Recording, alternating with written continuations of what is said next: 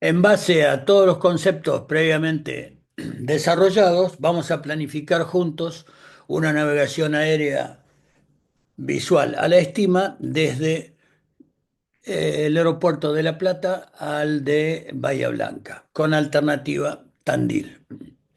Y vamos a hacer juntos los paso tras paso para que si todo esto queda debidamente claro, después podamos hacer juntos ejercicios que lo confirmen y afirmen estos procedimientos.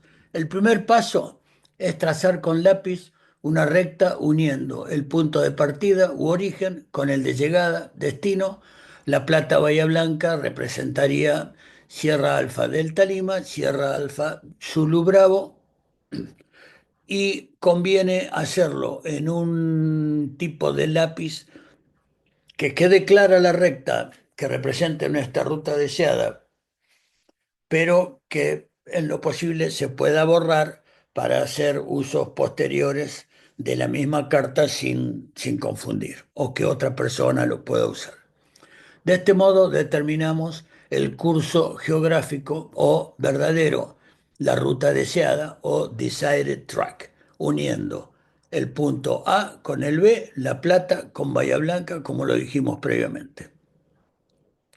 El paso número 2, después de haber trazado esa ruta, es tener la precaución de utilizar siempre la misma unidad de medida para las distancias y para las velocidades. Si usamos millas náuticas para medir la distancia, usar nudos en la velocidad. Si usamos millas terrestres, usar millas por hora para la velocidad. Y si usamos kilómetros para las distancias, usar kilómetros por hora para la velocidad, porque si no, vamos a mezclar una unidad con otra y ya asegurarnos de tener errores significativos. Se mide la distancia total entre el origen y el destino, en inglés from, to, desde Asia, y la anotamos en nuestras notas del vuelo, en borradores que después podamos revisar y consultar. En la carta seccional para vuelo BFR 1 a 1 millón, como la que vimos, sobre una proyección cónica conforme de Lambert, recordemos que cada centímetro equivale a 10 kilómetros. Si por razones prácticas nosotros vamos a usar una medida de distancia en centímetros para que nos dé la distancia en kilómetros que hay, tengamos la precaución de lo que aclaramos en el primer punto, que después, si el velocímetro de nuestro aeroplano está en millas por hora, esta distancia la debemos convertir a millas terrestres para computar todos los datos necesarios del vuelo. Recordemos que cada minuto de arco de meridiano equivale a 1 milla náutica siempre que se mida sobre los meridianos o un círculo máximo. Esto es para que si queremos usar millas náuticas como unidad de distancia y nudos como kilómetros, no va a ser necesaria una regla ni convertir, sino que esta distancia que la podemos medir con un papel, la distancia de punto a punto, la proyectamos sobre un meridiano de los bordes de la carta verticales, donde tengamos eh, las medidas de arco de minutos, perdón, de minuto de arco del círculo máximo, y ahí poder calcular qué distancia en millas náuticas tenemos. El paso número 3 es tal para el que vamos a necesitar un transportador, un medidor de ángulos, y lo colocamos el centro de ese transportador sobre la ruta. El eje, el punto central del transportador tiene que tocar la ruta, haciendo coincidir el eje vertical del norte, el cero del transportador, con la orientación del meridiano cercano al punto intermedio de la ruta. Tomamos, si la ruta de La Plata a Bahía Blanca es la que describimos, más o menos lo más próximo a la mitad de la ruta, un punto equidistante, el meridiano que encontremos como este, y en ese alineamos el cero. Ese va a representar el cero, el norte geográfico. Entonces alineamos el cero del transportador y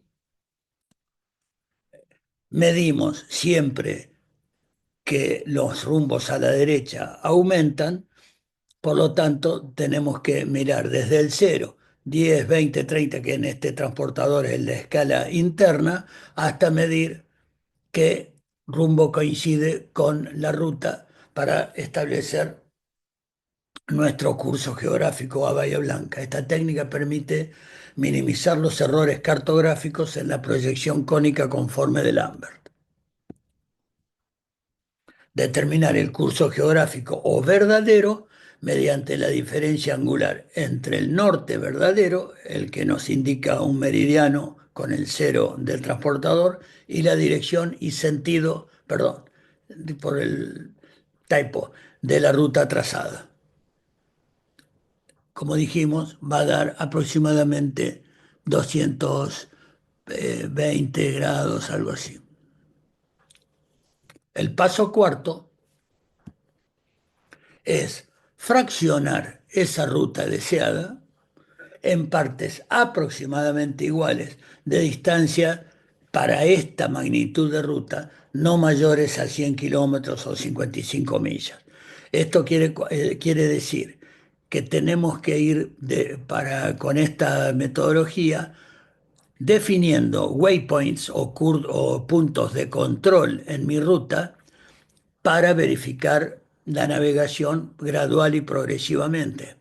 Por lo tanto, cuando digo que aproximadamente iguales y de distancias alrededor de 55 millas, sea que uno identifique en la carta aproximadamente esa distancia de 55 millas y dentro de las cercanías de esas distancias, ver que en la ruta haya puntos significativos para que nosotros en vuelo, de manera visual, podamos verificar una ruta o vía que cruza, una ciudad significativa, un lago, etcétera, o laguna, algún punto significativo. Me refiero a que si encontramos algo que sea bien visible, fácilmente de identificar y que sea inconfundible con otra referencia, no importa que esa distancia parcial a ese punto de notificación sea menor o mayor que lo que estoy diciendo. Simplemente como concepto,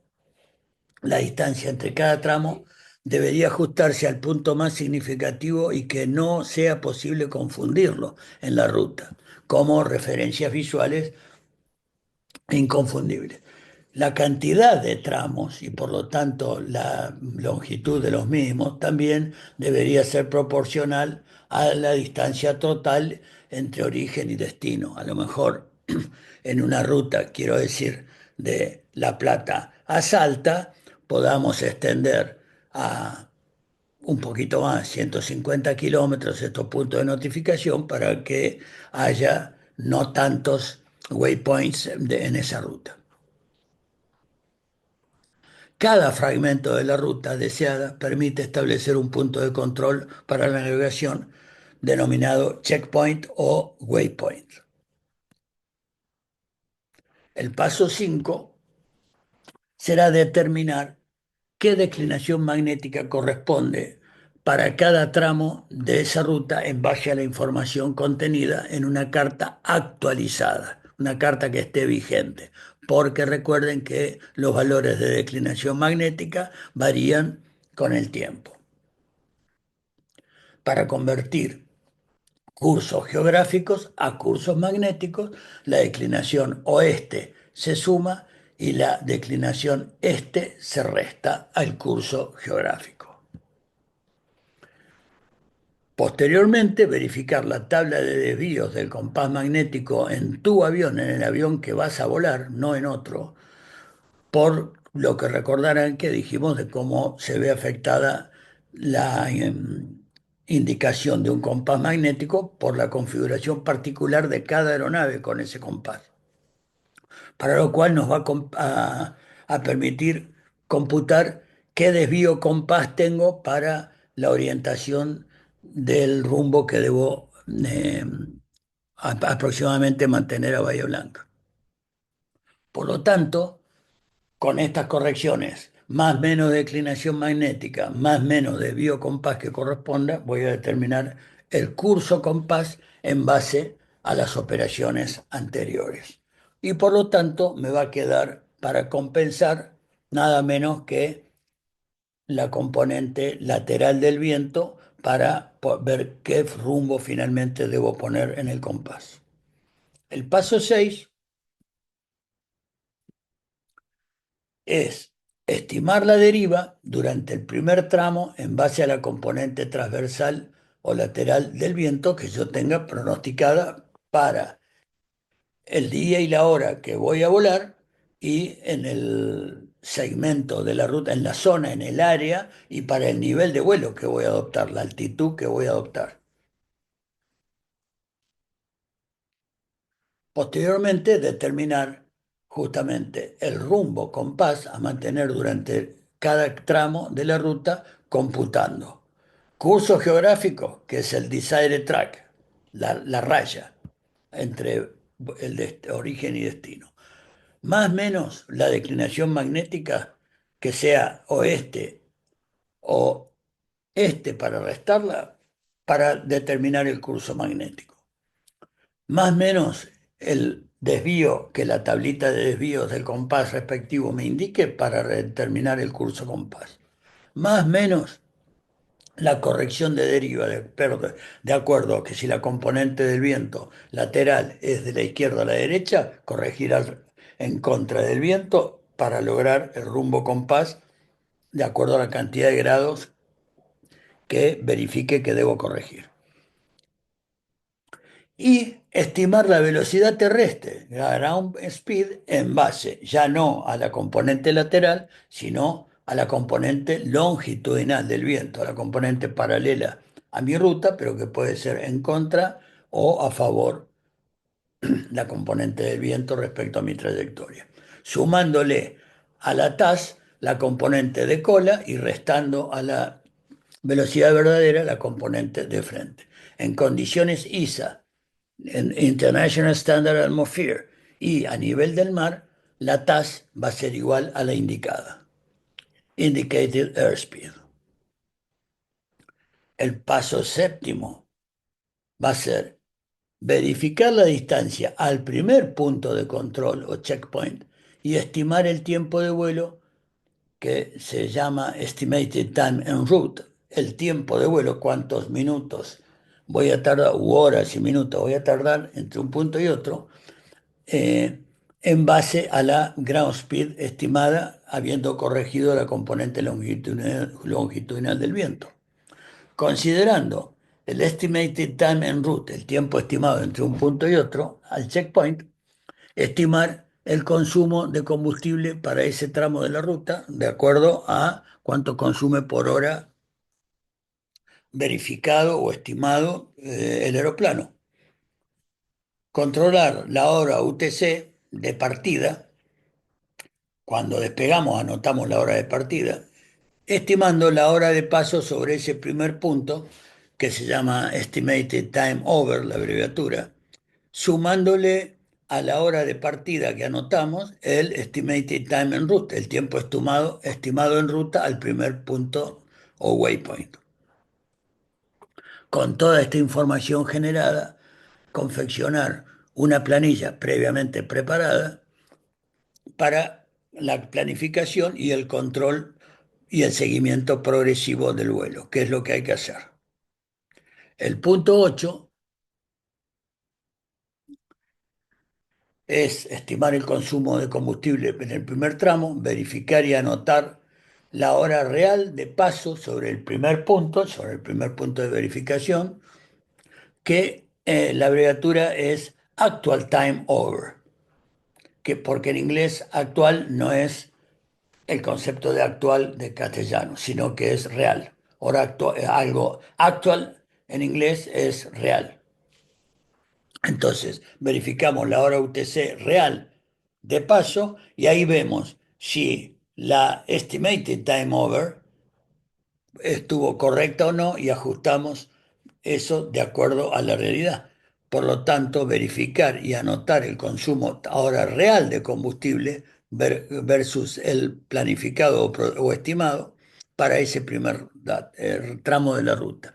Y en base a toda esta información, reestimar, si es necesario, Si hubo diferencia en la hora de paso y en el consumo de combustible real respecto al estimado previamente, hay que ajustar y reestimar la velocidad terrestre o ground speed y el consumo para el próximo checkpoint. El punto 9 es repetir para cada tramo la metodología aplicada para los sucesivos checkpoints de la ruta. Por lo tanto, reestimar la ground speed, la velocidad terrestre, y el estimated time en route y consumo de combustible para el próximo segmento de la ruta en base a a los datos reales verificados en el checkpoint inmediato anterior. Completar disciplinadamente, lo recomiendo mucho, la planilla de planificación y control de la navegación y con el mismo criterio en cada checkpoint sucesivo controlar cualquier eventual desvío lateral de la ruta deseada con el fin de considerar para los tramos siguientes cualquier ajuste por variaciones de intensidad y dirección del viento que nos afecte la orientación de la trayectoria real versus la planificada. El paso 10 es registrar disciplinada y rigurosamente toda la información en cada punto de verificación de la ruta. Y esto yo les recomiendo, al menos en las primeras navegaciones, hacerlo disciplinada y rigurosamente en una planilla de estas características, en donde tengamos las distintas posiciones que identificamos en la carta, designándola como quieran, waypoint 1, checkpoint 1, posición 1, 2, 3, 4, 5, A, B, C, D, con el nombre que ustedes quieran darle, el rumbo verdadero, el de la carta, el geográfico, más menos la declinación magnética que corresponda a ese tramo de la ruta. En este caso, para los dos primeros tramos tenemos 6 grados oeste, entonces hay que sumarlo. En este caso tenemos 7 grados oeste, hay que sumar, siempre que es oeste hay que sumárselo al verdadero.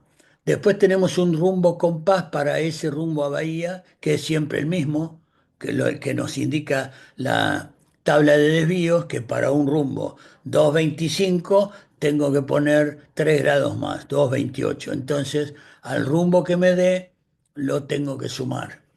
Entonces, me daba 238 más 6 son 244, más 3 2, 47. Y resulta que tengo viento de la izquierda que me está desviando a la derecha, por lo tanto yo tengo que corregir hacia el lado del viento. Hacia el lado del viento los rumbos son negativos, se restan hacia la izquierda. Por lo tanto, si tengo deriva para corregir de -7 a los 2,47 que había sumado, de todo esto le resto 7 y me da que el rumbo compás, lo que yo tengo que leer en la brújula o en el giro compás, tiene que ser 2,40 para este tramo de la ruta. Ese tramo de la ruta, que es hacia una referencia, como dijimos, bien conocida, bien identificable, es de 105 eh, kilómetros. Supongamos que tengamos la velocidad en kilómetros, o 105 millas náuticas si estamos midiendo nuestra ground speed y nuestra true speed en nudos.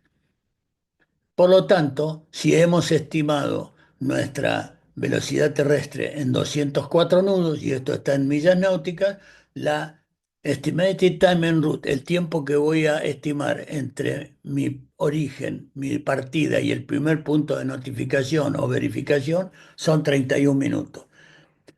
Despegué a las 11:47 UTC, le agrego los 31 minutos, son 12:18 UTC, el estimated time over.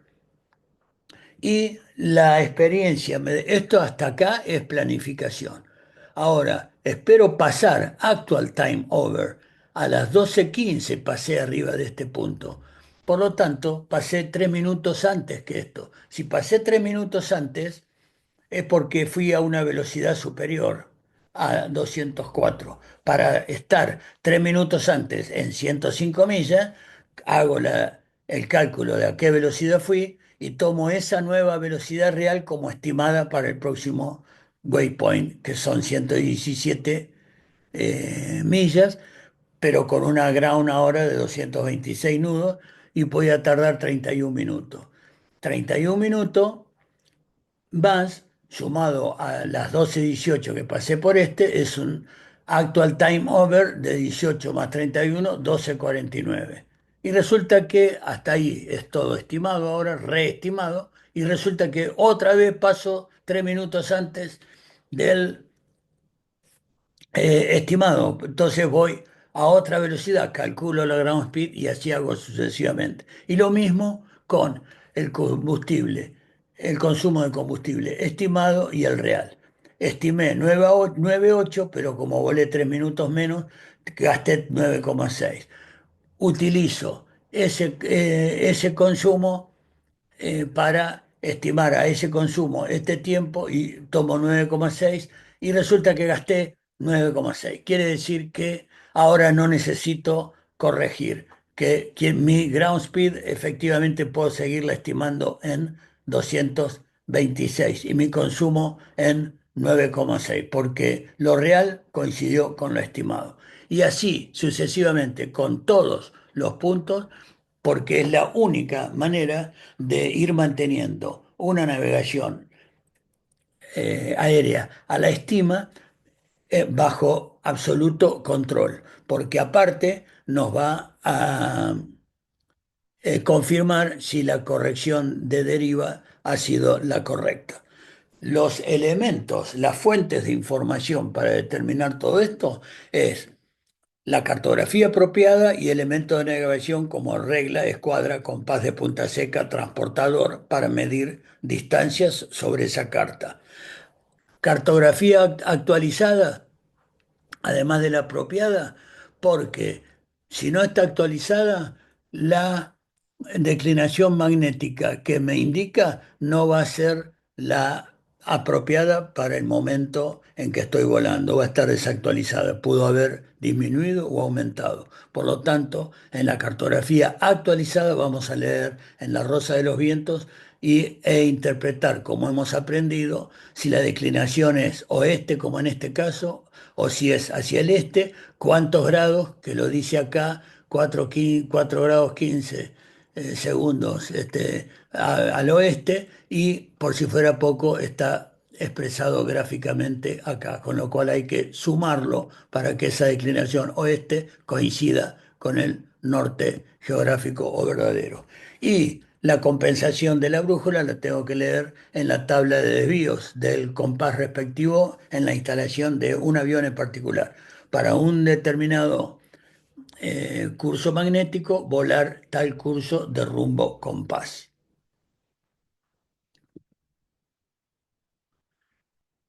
Para esto tengamos muy presente que cada grado de diferencia entre la ruta deseada y la realizada, entre la desired track y el track made good, representará un desvío de 1 milla náutica de la ruta por cada 60 que recorramos. Si voy del punto A al B, y eso es mi desired track, es lo que quiero hacer sobre la superficie terrestre, pero en base a todos estos cálculos y correcciones que debo hacer, por cada grado que yo me equivoque o calcule o estime mal, cuando el aeroplano recorra 60 millas de distancia, por cada grado que yo tenga de error, me voy a apartar de la ruta una vez transcurridos 60. Cada 60 millas me voy a apartar 1 milla náutica de la ruta. Tengan presente que 1 milla náutica, si estoy volando relativamente alto, ya es posible que un día con un poquitito de bruma, ya se me dificulte si estoy apartado de 1 milla náutica a identificar puntos de referencia visual sobre la ruta. Esto quiere decir que me parece muy importante que ustedes conozcan una metodología muy simple, aparte de usar el GPS, todos los elementos que la ciencia y la tecnología les permite a través de dispositivos hoy de no tener en cuenta ninguna de las cosas que acabamos de decir.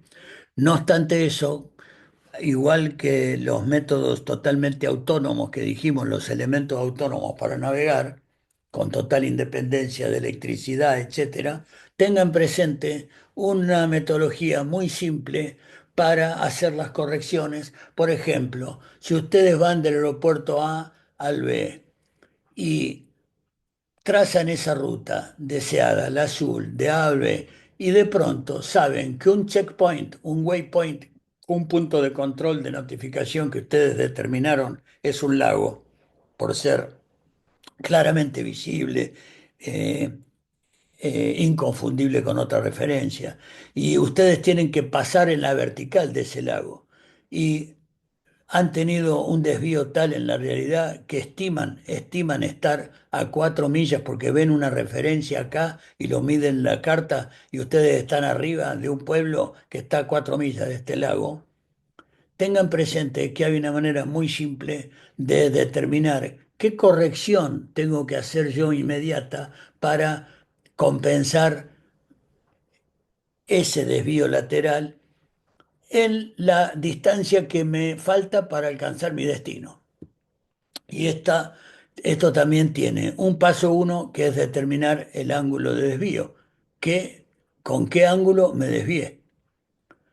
Ese ángulo de desvío se calcula teniendo en cuenta la distancia de desvío de la ruta, 4, me desvié 4 millas, dividido o multiplicado por 60 y dividido la distancia recorrida.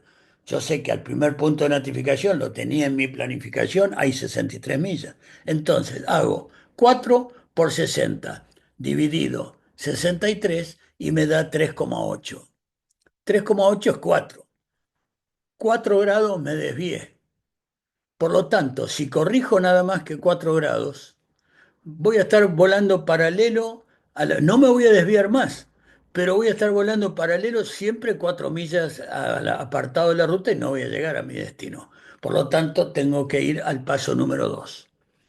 El paso número 2 es determinar el ángulo de corrección. Yo ya determiné el ángulo de desvío, que es el error, pero ahora depende de la distancia que yo esté al punto de mi destino, la corrección que le tengo que sumar al error para compensar. Por lo tanto, esa fórmula es el desvío de la ruta, de vuelta 4 por 60 igual que antes, pero ahora dividido la distancia que me falta a otro punto de notificación o a mi destino.